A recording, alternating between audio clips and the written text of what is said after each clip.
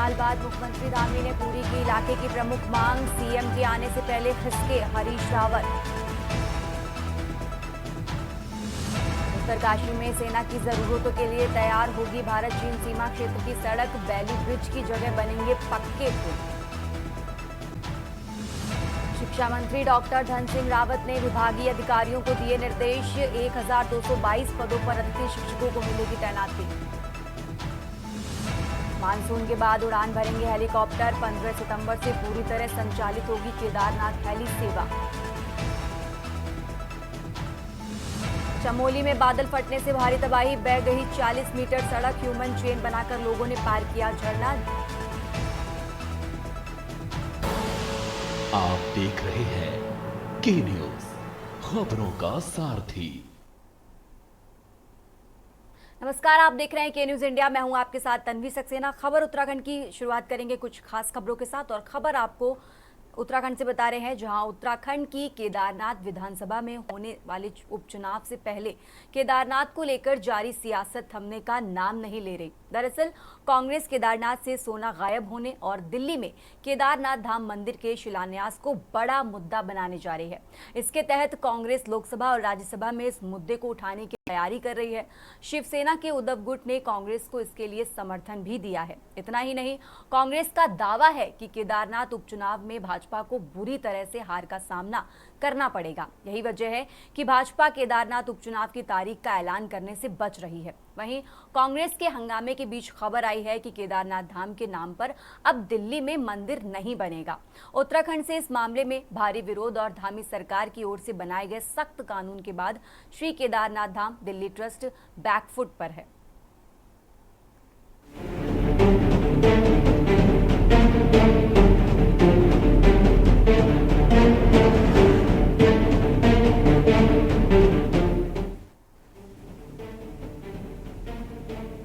केदारनाथ के मुद्दे पर कांग्रेस की ओर से बीजेपी की घेराबंदी जारी है। कांग्रेस ने पहले केदारनाथ धाम प्रतिष्ठा रक्षा यात्रा निकालकर भाजपा की मुश्किलें बढ़ाई। वहीं अब कांग्रेस केदारनाथ के मुद्दे को लोकसभा और राज्यसभा में भी उठाने जा रही है। कांग्रेस को इसके लिए शिवसेना उद्धव गुट का भी समर्थन मिल गया है। वहीं कांग्रेस ने अन्य दलों से भी इस मुद्दे पर एकजुट होने का आह्वान किया है। कांग्रेस के इस फैसले के बाद बीजेपी की टेंशन बढ़ गई है। आपको बता दें कि कांग्रेस केदारनाथ से 228 किलो सोना गायब होने और दिल्ली में केदारनाथ मंदिर के शिलान्यास को प्रमुखता के साथ उठा रही है। वहीं केदारनाथ धाम में सोना चोरी प्रकरण मामले में पर्यटन मंत्री सतपाल महाराज का कहना है कि जब दानदाता ने 23 किलो सोना दिया था तो फिर 228 किलो सोना कैसे चोरी हो गया। उन्होंने कहा कि उनकी ओर से इस मामले की जांच पहले ही कराई जा चुकी है, जल्द ही वो रिपोर्ट सार्वजनिक करेंगे। देखिए, मैं आपसे प्रार्थना करना चाहता हूँ, दानदाता जो थे उन्होंने 23 किलो सोना दिया, उसकी पर्ची कटी हुई है। 23 किलो जब सोना दान में दिया गया तो 228 किलो कैसे चोरी हो गया, आप यही बताइए मुझे। तो इसमें भ्रांति है, उस भ्रांति का हमने निराकरण कर दिया है। मैंने उसी समय कमिश्नर गढ़वाल से जांच कराई थी, जांच की रिपोर्ट आने वाली है, शासन में गई है, शासन हमें भेज देगा, जांच की रिपोर्ट आपके आगे हम सार्वजनिक कर देंगे। गंभीर और संवेदनशील मुद्दा है। शिवसेना का तो मैं स्वागत करना चाहती हूँ, साथ ही में और संगठनों से भी कहना चाहती हूँ कि आपको भी सामने आना चाहिए निकलकर, और एक मुट्ठी इस मामले में बनना चाहिए। जिस तरह का अनर्गल बयानबाजी सतपाल महाराज कर रहे हैं, मैं सतपाल महाराज से पूछना चाहती हूँ कि किस बात के धर्मस्वर पर्यटन मंत्री हैं आप? ना आपको आपदा की चिंता रहती है, ना आपको चारधाम व्यवस्थाओं की चिंता रहती है, और न कभी आपने सड़कों की सुधरी। जितने विभाग आपके पास हैं, आपने जस्टिस किसी के साथ नहीं किया। आज केदारनाथ सोना चोरी मामले में आप कह रहे हैं कि 23 किलो दानदाता ने दिया और 228 किलो का आरोप लगाया जा रहा है। तो माननीय मंत्री महोदय, इस बात को भी आज अरसा बीत गया है आरोपों की झड़ी लगते हुए भी, और आज आप निकल कर आए हैं सफाई में, बचाव में। तो कहीं ना कहीं वो जो सारे बयान हैं 228 किलो सोना दान देने वाले, वो हमारे द्वारा, कांग्रेस के नेताओं द्वारा नहीं दिए गए थे, वो बीकेटीसी के अध्यक्ष के बयान हैं। जितने न्यूज़पेपर और जितने चैनलों की कॉपी कहेंगे, मैं आपको प्रेषित करने के लिए तैयार हूं। वहीं कांग्रेस के हंगामे के बीच केदारनाथ धाम के नाम पर दिल्ली में बनने जा रहा मंदिर अब नहीं बनेगा। उत्तराखंड से इस मामले में भारी विरोध और धामी सरकार की ओर से बनाए गए सख्त कानून के बाद श्री केदारनाथ धाम दिल्ली द्वारा ट्रस्ट बैकफुट पर है। ट्रस्ट के अध्यक्ष सुरेंद्र रौतेला ने अपने पद से इस्तीफा देते हुए कहा है कि अब मंदिर का निर्माण नहीं होगा। बता दें कि दिल्ली के बुराड़ी में केदारनाथ मंदिर का निर्माण किया जा रहा है। हालांकि विवाद बढ़ने के बाद धामी सरकार ने इस संबंध में सख्त कानून बनाया। इसमें स्पष्ट प्रावधान है कि उत्तराखंड के चारों धाम और अन्य प्रतिष्ठित मंदिरों के नाम से कहीं और मंदिर बनाने वालों पर कार्रवाई की जाएगी। इसके बाद ट्रस्ट ने दिल्ली में मंदिर निर्माण बंद करने का निर्णय लिया। देखिए, बाबा केदारनाथ धाम की प्रतिष्ठा को ठेस पहुंचाते हुए दिल्ली में केदारनाथ धाम ट्रस्ट की स्थापना ही नहीं हुई। वहां पर बाबा केदार के प्रतीकात्मक मंदिर का विधिवत उद्घाटन भी हुआ और उद्घाटन भी प्रदेश के मुख्यमंत्री और वरिष्ठ विधायकों की उपस्थिति में हुआ, जिससे करोड़ों जो है सनातन प्रेमियों की भावनाएं आहत हुई। तीर्थ पुरोहितों ने, आदरणीय परम पूजनीय शंकराचार्य जी ने इस पर आपत्ति उठाई, विपक्ष ने जो है इस पर आंदोलन खड़ा किया और कांग्रेस के आदरणीय प्रदेश अध्यक्ष करण माहरा जी के नेतृत्व में हरिद्वार में गंगा स्नान के बाद जो है बाबा केदारनाथ धाम के लिए पैदल पद यात्रा भी निकाली गई। तो निश्चित तौर पर इससे सरकार जन दबाव में थी और मुझे लगता है कि उसी से घबरा करके अब ये निर्णय वापस लिया गया है। अच्छी बात है, बाबा केदारनाथ धाम के प्रतिष्ठा के साथ जो खिलवाड़ हो रहा है, अगर जो है उससे हाथ पीछे खींचे जा रहे हैं, लेकिन ये देखने वाली बात है कि हमारे जो धर्म शास्त्रों में उल्लेख है बाबा केदारनाथ धाम की महिमा, उसके साथ छेड़छाड़ क्यों हुई?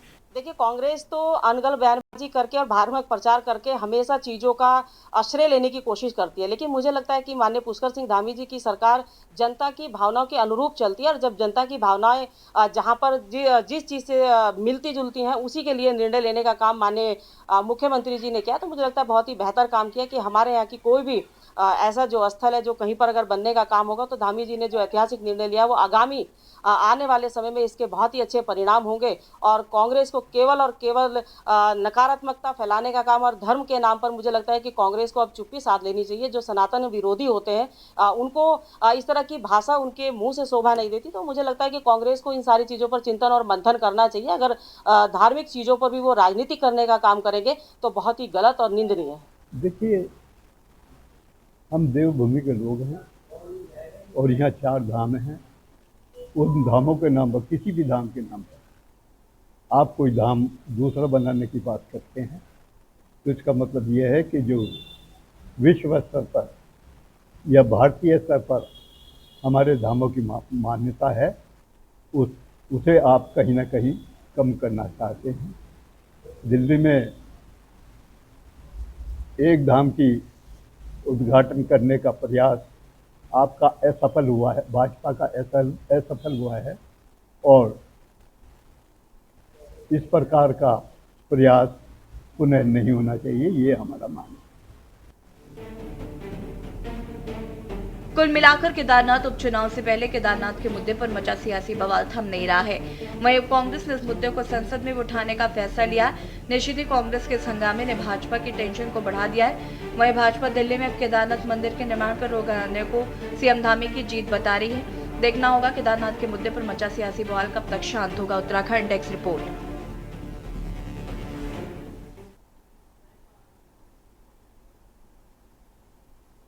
चलिए बढ़ते आगे खबरों में। पूरे देश के साथ ऋषिकेश में भी कृष्ण जन्मोत्सव हर्षोल्लास के साथ मनाया गया। बड़ी संख्या में श्रद्धालु जन्माष्टमी मनाने के लिए ऋषिकेश पहुंचे। ऋषिकेश के मधुबन आश्रम में दर्शनों के लिए भारी भीड़ नजर आई। भगवान के लिए ड्रेस और आभूषण वृंदावन और मुंबई से मंगाए गए। मंदिर में विशेष थीम के अनुसार लाइटिंग की गई। साथ ही ऋषिकेश के मधुबन आश्रम में कृष्ण लीलाओं के लिए विशेष प्रबंध भी किए गए। यहाँ पर बड़ी संख्या में देशी विदेशी पर्यटक भी जन्माष्टमी मनाने के लिए आए थे।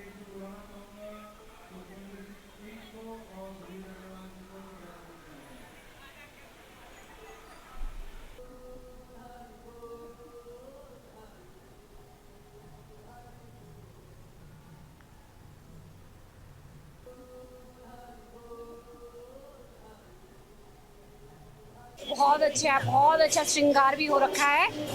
मैं तो पहली बार ही आ रही हूँ आज, हालांकि हम ऋषिकेश से लेकिन पहली बार आ रखे हैं। और क्या बोलूं, ड्रेस आपको कैसे लगी? ड्रेस बहुत सुंदर है। राधा रानी ने तो ब्लू कलर का पहना हुआ है जो है ही उनका कलर, और कृष्णा जी ने तो लाल कलर का नीचे से पहना हुआ है और रानी कलर की पाग पहन रखी है और पहनी हुई है। और कुंडल हैं, पर वो जो उन्होंने जो पहना हुआ है वो उसका डिज़ाइन मुझे पता नहीं है, मतलब वो मछली के आकार का भी नहीं है। अब शायद उसे कुछ और बोलते हैं पर वो मुझे अभी याद नहीं है। मैं अनुष्का राणा, मैं यहीं लोकल से हूँ और हम यहाँ हर जन्माष्टमी में आते हैं। मतलब यहाँ आके बहुत दिल को बहुत ज़्यादा सुकून मिलता है। हम कीर्तन यहाँ बहुत अच्छे से होता है, बैठते हैं सब अच्छे से तैयार होके आते हैं। यहाँ पर हम भजन में मगन होते हैं कृष्ण जी के और बहुत सुकून मिलता है। पूरे भारतवर्ष से, चूँकि ऋषिकेश तो एक पर्यटन नगरी के साथ साथ जो है धार्मिक नगरी पहले से रही है, तो हर प्रकार के लोग धार्मिक और मटेरियल घूमने के पर्पज से लोग देशों से विदेशों से भारत के हर राज्य से इसमें आते हैं। और पिछले साल मेरे को ऐसा अनुमान है कि करीब 70-80 हज़ार लोग तो आए ही थे पिछली बार, तो इस बार तो और अधिक बढ़ने की संभावना है। आज लाइट की थीम क्या रखी है? लाइट की थीम है कि शांत और जीवन में हलचल। तो भगवान के जो मंदिर के मेन गुम्बद के चारों तरफ जो गुम्बद है उसमें एक स्टिल है, लाइट एकदम सोबर, एकदम एक जैसी है। लेकिन जो बीच का गुम्बद है उसमें जो है जैसे आजकल के मॉडर्न के हिसाब से एकदम जिग जैग वाली चलना बुझना चेंज उसका है। उत्तराखंड की खबरों में आगे बढ़ते हैं। प्रदेश में आगामी समय में निकाय और पंचायत चुनाव होने वाले हैं, जिसको लेकर कांग्रेस ने अपनी तैयारियां शुरू कर ली हैं। कांग्रेस ने इसके लिए समन्वय समिति भी गठित कर दी है, जो शीर्ष नेतृत्व को चुनाव के लिए सुझाव देगी, जिसको लेकर बीजेपी सांसद नरेश बंसल ने कहा कि ये पार्टी का दायित्व और कर्तव्य होता है। साथ ही उन्होंने समन्वय समिति को लेकर तंज भी कसते हुए कहा कि देखना यह होगा कि कांग्रेस ये समन्वय समिति कितनी समन्वित रहती है।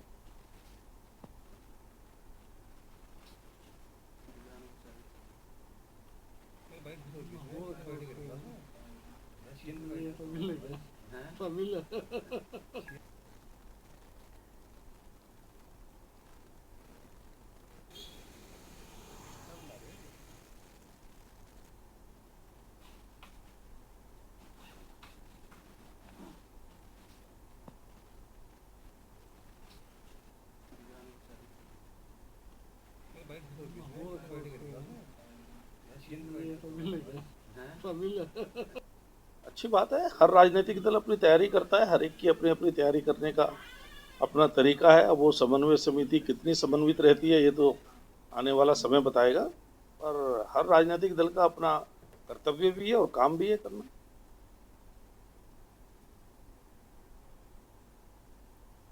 उत्तराखंड विधानसभा का 3 दिवसीय मानसून सत्र गैरसैंण भराड़ीसैंण में हो चुका है, लेकिन शुरुआत से ही सरकार पर 3 दिन के सत्र को विपक्ष खानापूर्ति बता रहा है। विपक्षी दल कांग्रेस का कहना है कि वो आपदा का मुद्दा सदन में उठाना चाहती थी, किंतु सरकार ने इसे स्वीकार नहीं किया, जिसको लेकर भाजपा प्रवक्ता कमलेश रमन ने कहा कि सरकार ने विपक्ष को अपनी बात रखने का पूरा समय दिया, लेकिन विपक्ष वॉकआउट करके चला गया। उन्होंने कहा कि यदि विपक्ष को अपनी बातें रखनी थी तो उसको वॉकआउट न करके सदन में चर्चा करनी चाहिए थी।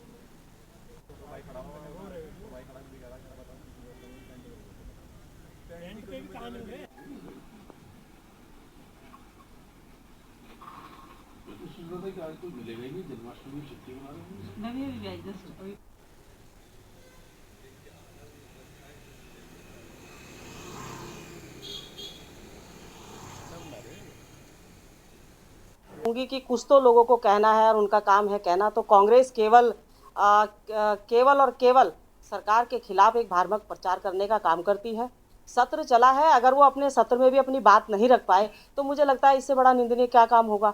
सरकार ने, जो हमारे विधानसभा अध्यक्ष हैं, उन्होंने उनको पूरा भरपूर समय दिया आपदा के क्षेत्र में भी बोलने का, लेकिन वो वॉकआउट करके चले गए ये दिखाने के लिए कि वो बहुत बड़े हितैषी हैं उत्तराखंड के। तो मुझे लगता है कि अगर इतने घंटे में भी कांग्रेस अपने पक्ष की बात नहीं रख पाई, उनके विधायक नहीं रख पाए, तो वो उनकी कमियां हैं, वो अपनी कमियों को ढूंढे। सरकार ने तो भरपूर समय दिया, कितना समय चाहिए सरकार को? और सरकार ने पूरा समय देने का काम किया। और कांग्रेस को पहले 2 बार सत्ता में कांग्रेस रही है, तो कितना समय प्रदेश के कार्य और विकास करने के लिए उनको समय मिला। मुझे लगता है कि आज अगर वो इस तरह की उंगलियां उठाने का काम कर रहे हैं, तो एक उंगली अगर कोई किसी की तरफ उठाता है तो 3 उंगली उनकी तरफ उठती है। तो कांग्रेस को पहले अपने गिरबान में झांकना चाहिए कि सरकार ने भरपूर समय देने के बावजूद भी उनके विधायकों ने उस समय का सदुपयोग नहीं करा और विधानसभा के अंदर केवल और केवल नेगेटिविटी फैलाने का काम करा, नकारात्मकता के साथ काम किया। और रुकेंगे एक छोटे से ब्रेक के लिए, जल्द हाजिर होंगे। आप देख रहे हैं के न्यूज, खबरों का। ब्रेक से वापस आ गए हैं और रुक करते हैं खबरों का। प्रधानमंत्री नरेंद्र मोदी की महत्वाकांक्षी योजना लखपति दीदी का लाभ स्वयं सहायता समूहों की महिलाओं को मिलने लगा है।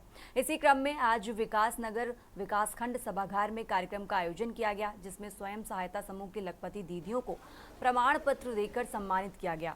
बता दें कि विकास नगर खंड अंतर्गत 940 स्वयं सहायता समूह से जुड़कर हजारों महिलाएं अपनी आर्थिक स्थिति में सुधार ला रही हैं, जिसके चलते इनमें से कई महिलाएं अपने समूह के माध्यम से विभिन्न उत्पाद बनाकर सालाना 1 लाख रुपए से अधिक की आय प्राप्त कर रही हैं, जिससे उनकी आर्थिकी में सुधार आ रहा है। जिनका कहना है कि केंद्र व प्रदेश सरकारों का उन्हें सहयोग मिल रहा है, जिसके चलते वो अपने गांव व घरों में रहकर रोजगार कर पा रही हैं। प्रधानमंत्री जी द्वारा जो हमारे स्वयं सहायता समूह की दीदियां हैं और जिन उनके द्वारा जो लखपति दीदियां बन गई हैं या जो बन रही हैं, उनके द्वारा ये कार्यक्रम रखा गया था विकासखंड विकासनगर में। और प्रधानमंत्री जी द्वारा बहुत ही एक अच्छी पहल की गई है।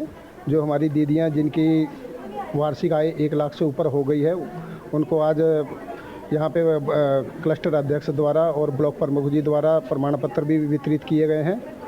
तो ये है कि हमारे यहाँ सभी बहुत अच्छा कार्य कर रहे हैं। अभी हमारे यहाँ एक पोल्ट्री का बहुत बड़ा यूनिट लगी है। हमारे यहाँ मसाले का काम होता है, अचार पापड़ का काम होता है। मतलब महिलाएं बहुत अच्छा काम कर रही हैं। और आज हमें बहुत खुशी हो रही है कि प्रधानमंत्री जी की जो ये योजना है, 3 करोड़ लखपति दीदी बनाने की उनकी योजना है। और इसमें आज ब्लॉक प्रमुख द्वारा और हमारे BMM सर द्वारा यहाँ पे जो उनको प्रमाण पत्र वितरित किए गए हैं, उसमें सभी महिलाओं को एक सहयोग मिलेगा और एक उत्साह भी होगा उनका काम करने के लिए। तो सबके लिए हमारी शुभकामनाएं हैं इसी उसमें। क्या नाम है? और मेरे क्लस्टर का नाम उन्नति महिला क्लस्टर संगठन है, जो न्याय पंचायत धर्मावाला में है। और मैं उसकी अध्यक्ष हूँ, मीना श्रीवास्तव। और मेरे समूह हैं और उस समूह में 1078 महिला हैं। और रीप योजना आई और उसमें भी बहुत सारी महिला हमारी जुड़ी और अलग अलग रोजगार भी कर रही हैं। जैसे हमारे फतेहपुर में जूट का बहुत बड़ा उद्योग चल रहा है, जिसमें श्यामा जी हैं, नीता जी हैं, इनका बहुत अच्छा काम चल रहा है। और हमारे धर्मावाला में अचार का काम चल रहा है, सिलाई का है। आदूवाला में अभी हमारी एक महिला है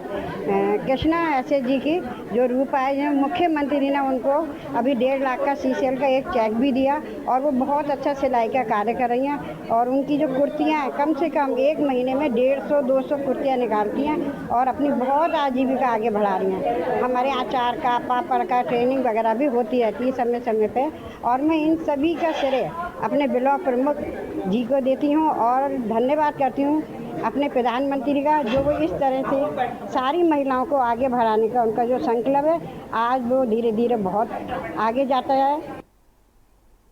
और अब खबर आपको रामनगर से बता रहे हैं, जहां कुष्ठ आश्रम के समीप स्थित वन निगम के खाली पड़े प्रांगण में खड़े एक कैंटर वाहन के केबिन में एक व्यक्ति का संदिग्ध परिस्थितियों में शव पड़े होने की सूचना मौके पर मौजूद कुछ लोगों द्वारा कोतवाली पुलिस को दी गई। सूचना मिलने पर कोतवाल अरुण कुमार सैनी पुलिस बल के साथ मौके पर पहुंचे। उन्होंने उक्त वाहन के केबिन में पड़े शव को बाहर निकालकर उसकी शिनाख्त कराई। तो मृतक की शिनाख्त बलविंदर सिंह उम्र 36 वर्ष निवासी भवानीगंज के रूप में हुई। घटना के बाद मृतक के परिजन भी मौके पर पहुंचे। मृतक के परिजनों ने हत्या की आशंका जताते हुए पुलिस से न्याय की गुहार लगाई है। तो वहीं कोतवाल अरुण कुमार सैनी ने बताया कि मृतक के शव का पोस्टमार्टम कराने की कार्रवाई की जा रही है। उन्होंने बताया कि पोस्टमार्टम रिपोर्ट आने के बाद ही मौत के वास्तविक कारणों का पता चल सकेगा। फिलहाल पुलिस मामले की जांच में जुटी हुई है।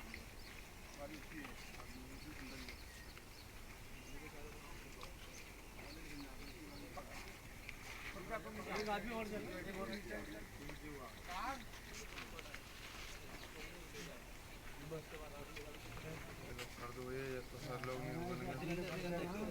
यार पहले सर लोग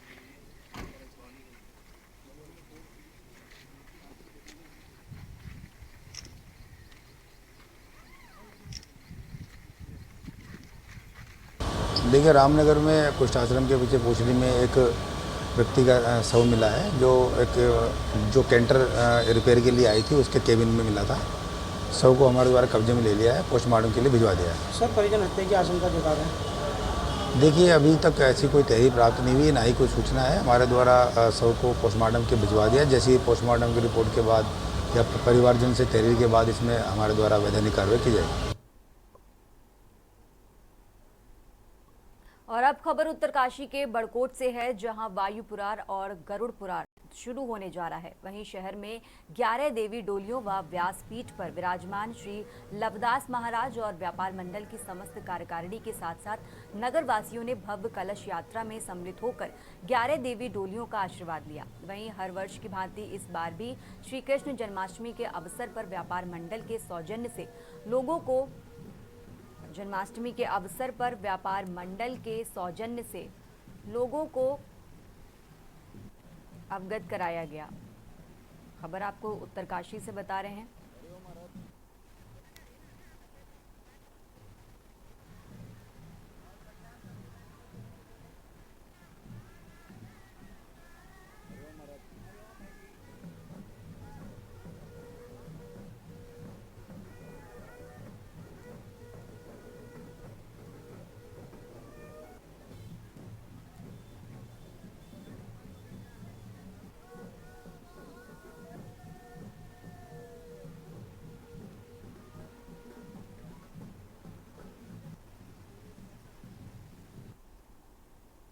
खबर उत्तराखंड में फिलहाल इतना ही। आप देखते रहिए के न्यूज इंडिया।